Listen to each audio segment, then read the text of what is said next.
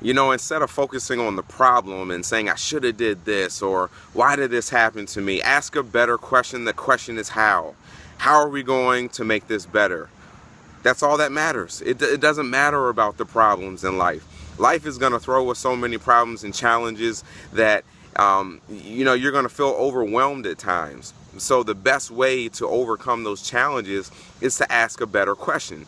And the question is, how are we going to overcome the challenges and problems in our life?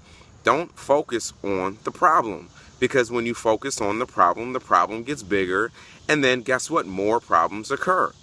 Okay? So instead, focus on the solutions. Solutions.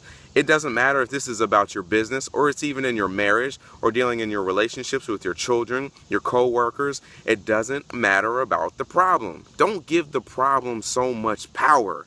Give the power to the solutions to solve the problem. That's what matters. I hope this helps y'all. Have a great one.